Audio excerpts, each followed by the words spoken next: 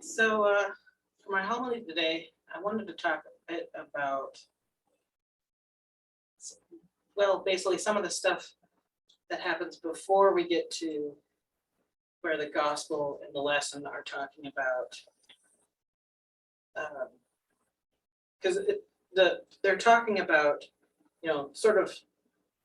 sort of the end, or the apex. We're past the apex of the story where everything is coming together and she's regaining all of her powers and goes up into the light. And I read this and I'm like, my first thought was that it felt like the conclusion to a story, and how do you turn that into a homily?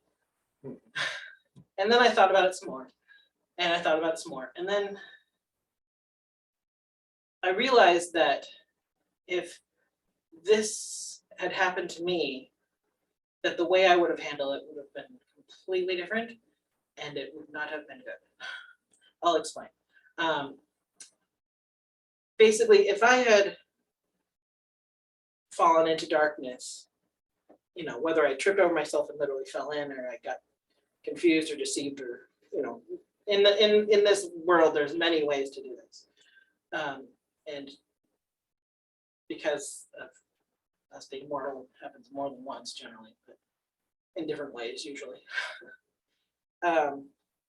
Fall in, and the thing with Sophia is that she immediately goes about praying and doing what she can to go up out of the chaos, out of the darkness. And, once she's done enough praying and enough action on her own, then, the angels and Jesus sort of appear at different points to help her in her journey out. And I realized that because of the way that I am, basically I would have fallen in and gone, all right, I'm surrounded by darkness. I'm here, which means I must on some level deserve this. And then I would have had a whole pity party for myself about how much I deserve to be in chaos and darkness. And then all the voices in the darkness would have reinforced the fact that, they would have run with the whole, of course you deserve to be here crap, for lack of a better word, because that's what dark voices and chaos do. And then, I realized that in my own self-flagellation, I would have gotten so twisted up in my own self that I would have probably completely missed the fact that there's a couple angels and Jesus, basically holding their hand out going, look up, we're here to help. All you have to do is look up, sort of thing. And I realized that in kind of comparing the way I knew I would react in this situation with the way Sophia reacts in the situation, I realized that she had to make the first few steps herself out of the darkness. And it's not because of the universe has a crow streak, although some could say it does, but that whole thing aside, it has more to do with the fact that of mental state and needing to take action yourself first before you can, even if it's not, with like depression or something. It doesn't have to be much. It can be as much as going, I have a problem, I need to seek a professional to help me with this problem. And but it's one of those, no one can save you unless you have to do some of that saving yourself.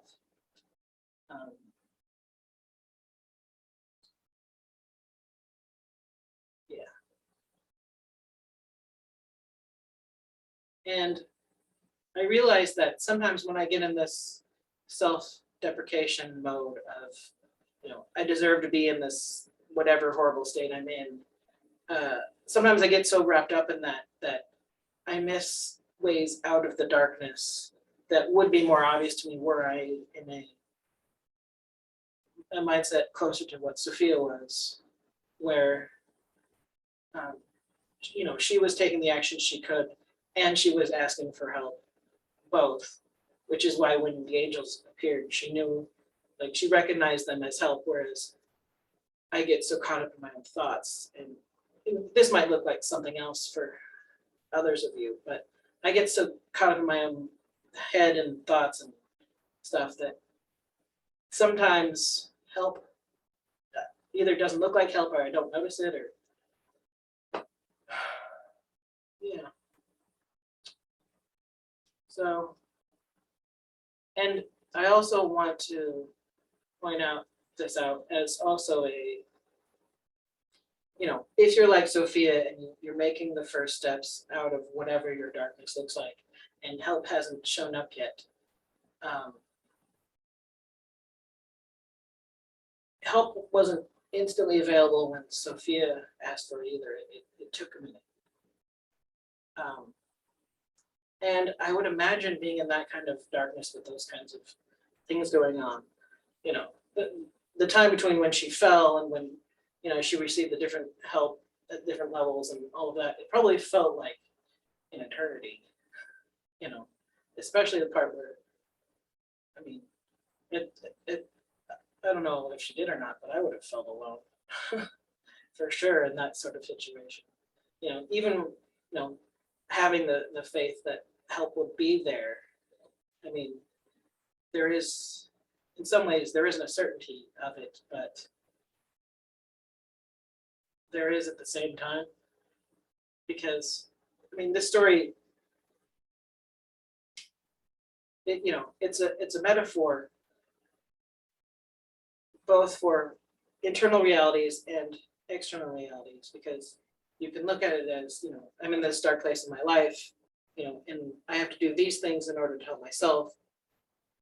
Like when I realized I had really bad depression in the middle of the height of the pandemic, it's like, I had some help with other people going, hey, kind of depressed. And I'm like, yeah, okay, I'm kind of depressed. And so I saw my doctor and I got some medication, and, there's a back and forth with all of this stuff, but there's also an internal reality where sometimes I analyze these sort of myths like I do some of my dreams, which is that I am every person in the dream, or in this case, I am all the people in the myth. So I am Sophia who fell. I am the voices telling myself, that I belong in the darkness. I am myself helping myself out of the darkness. And so, there's that level too, where things are both black and white and all shades of gray at the same time, in true Gnostic contradictory matter. And, which way you take it depends on the exact crisis you're in. Because again, if it's a physical thing, then I'm asking for physical help, like when I had really bad depression, is very, very useful, And if you're having a spiritual crisis, asking for help from, spiritual guides or me or Steve or whoever you ask for help with spiritual matters, and sometimes you have to do a meditation to go in and help your own inner child out, or, there's millions of ways that this can play out, but just remember that there is help, even if you don't see it right now, especially if you're in that, I deserve where I'm at because I must deserve it because I'm here mind loop that I do, because I know when I get stuck in that, it's hard to see anything out other than I deserve to be here. So with that being said, may you all have a blessed and holy Saturday.